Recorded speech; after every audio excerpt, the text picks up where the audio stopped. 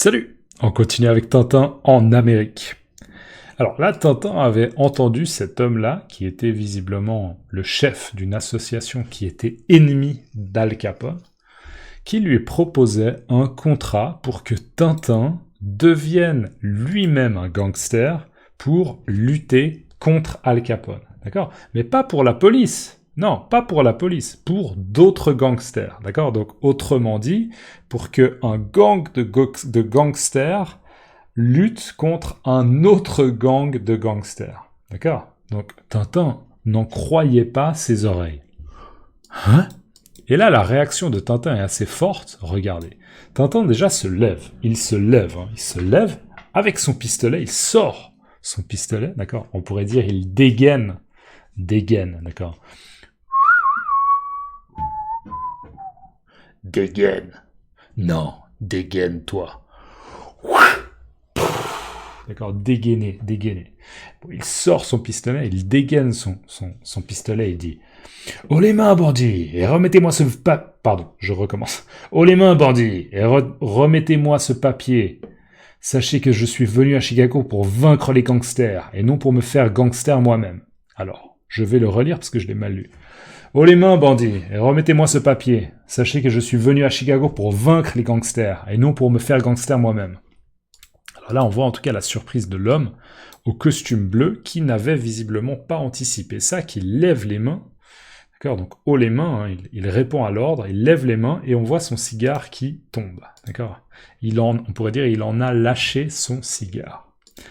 Donc haut les mains, bandit. Mettez les mains en l'air, bandit, vous êtes un gangster. D'accord, bandit, gangster. Et remettez-moi ce papier. Là, remettez-moi ce papier. Remettez-moi, dans ce contexte, ça veut dire donnez-moi ce papier. D'accord? Remettre un papier, c'est donner un papier. Dans ce contexte. Remettez-moi ce papier. Donnez-moi ce papier. Donc, on parle de ce papier-là, c'est justement le contrat. C'était la proposition de contrat de cet homme-là. Sachez que je suis venu à Chicago pour vaincre blabla. Alors, sachez que, ça veut dire, j'aimerais que vous compreniez que. D'accord? J'aimerais que vous sachiez que je suis en train de vous donner une information importante et j'aimerais que vous vous en souveniez. D'accord? Que vous la mémorisiez. D'accord? Sachez que je suis venu à Chicago pour vaincre les gangsters et non pour me faire gangster moi-même. D'accord? Mon objectif quand je suis venu à Chicago, c'était pas de devenir un gangster. Je vais pas devenir un gangster, d'accord? Avec vous pour lutter contre d'autres gangsters. Non. Tintin, il est d'accord d'aider la police, mais il va pas aider d'autres gangsters. D'accord? Donc sachez que je suis venu à Chicago pour vaincre les gangsters, pour dominer, donc pour atteindre la victoire contre les gangsters, et non pour, donc surtout pas pour, d'accord? Donc c'est pas du tout son but de se faire gangster. Donc là, Tintin, il parle pour lui, donc il dit pour me faire gangster.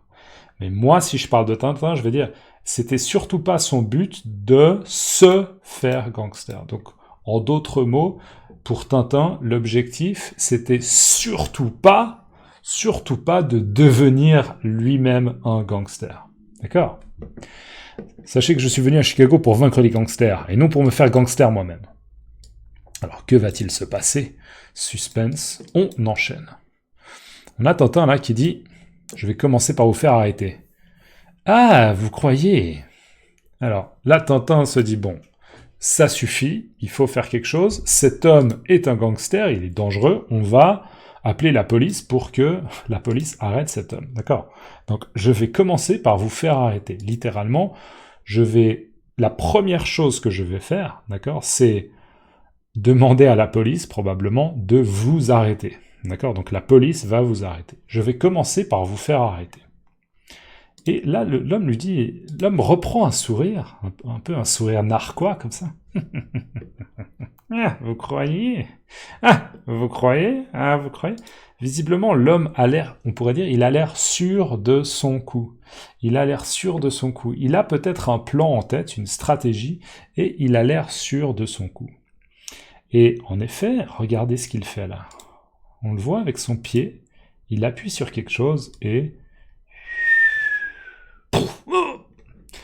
Donc, qu'est-ce qu'il a fait? L'homme a appuyé sur un petit bouton. Il y a un petit bouton sous son bureau, vous le voyez, un petit bouton. Et à l'aide de son pied, il a appuyé sur le bouton. Et encore une fois, je crois que c'est déjà au moins la deuxième fois, je crois que c'est la deuxième fois dans l'histoire, il y a une trappe, ce qu'on appelle une trappe.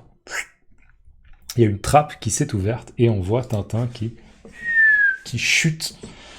On ne sait pas exactement où il va tomber, mais en tout cas, la chute a l'air assez importante. D'accord? Donc Tintin tombe à l'intérieur d'un trou, à l'intérieur d'une pièce. On ne sait pas exactement où il va atterrir.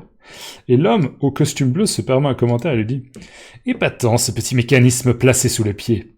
Donc épatant, c'est un peu la même chose que l'adjectif que j'avais utilisé il y a quelques vidéos. J'avais utilisé le mot bluffant. C'est bluffant. Waouh, c'est impressionnant, c'est très très bien fait, d'accord? Épatant. Épater quelqu'un, c'est faire quelque chose qui est techniquement difficile, bien le faire, et la personne est impressionnée. Waouh, épatant, d'accord? Imaginez, vous allez au cirque, et vous voyez quelqu'un qui est en train de jongler, qui est en train de jongler avec, je sais pas, 30 balles. Imaginez, 30 balles. Peut-être que vous pensez, waouh, c'est épatant, c'est impressionnant, c'est épatant. Donc là, il dit « épatant ce petit mécanisme placé sous le pied ». Alors, par mécanisme, l'homme, il entend ce petit mécanisme. Pourquoi? Parce qu'on appuie sur un bouton, on appuie sur un petit bouton, et la trappe s'ouvre. D'accord? Donc c'est un mécanisme, il y a un peu un système. Je ne sais pas exactement comment ça marche, mais c'est ce qu'on appelle un mécanisme. Donc ce mécanisme, où on appuie sur un petit bouton et ça ouvre une trappe, lui, il trouve que c'est un bon mécanisme et que ça fonctionne bien. Donc techniquement, c'est épatant.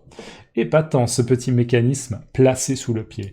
Placé sous le pied, ça veut dire que il est placé sous le pied. Ça veut dire que l'emplacement de ce mécanisme, ou en tout cas l'emplacement du petit bouton, il est sous le pied. Donc c'est fait pour qu'on puisse l'activer avec le pied. D'accord? Placer quelque chose, c'est mettre quelque chose à un endroit particulier.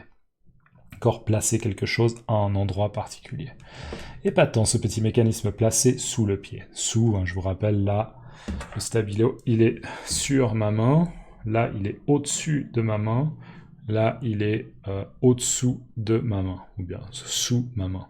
Sous, au-dessous, c'est très très proche. Alors là, Tintin chute. Alors, il chute pas d'une hauteur qui est extrême, mais probablement qu'il se fait un peu mal. On voit là des étoiles.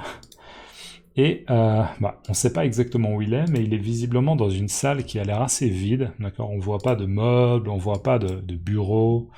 Les murs ont l'air assez gris. Peut-être juste une salle avec juste 4 murs, d'accord, je sais pas exactement, on va voir. En tout cas, Tintin s'est fait avoir.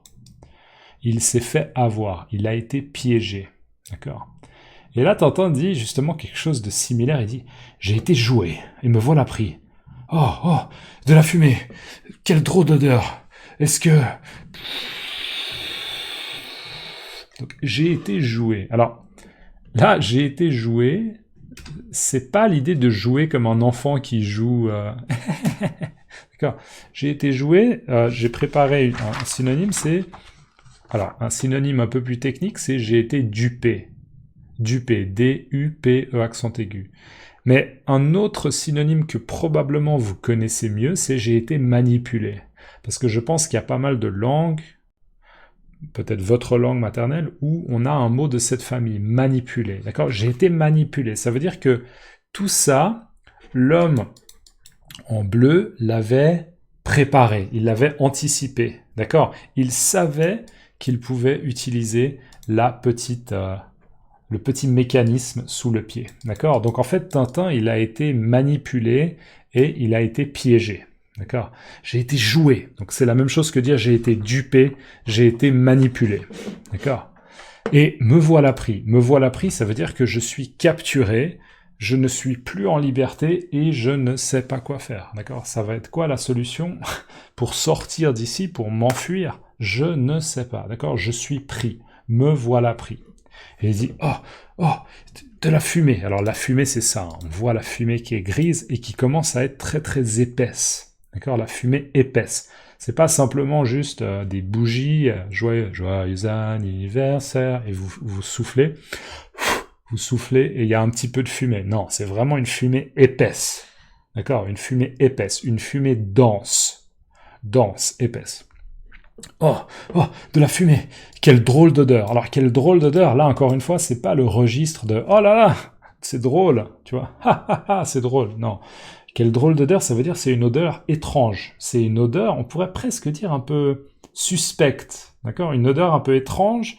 Une odeur, c'est probablement un mauvais signe. D'accord? Quelle drôle d'odeur. Est-ce que. D'accord? Et là, Tintin peut-être est en train de se poser la question, s'agit-il d'un gaz particulier? Est-ce que... Voilà, on ne sait pas, on le verra dans la prochaine vidéo. Ok? Mettez-moi dans les commentaires l'expression j'ai été joué. Honnêtement, elle est assez old school, je dirais. D'accord? C'est pas une expression de la vie de tous les jours, mais c'est intéressant comme expression. J'ai été joué. Ah! J'ai été joué. Mettez-moi j'ai été joué dans les commentaires.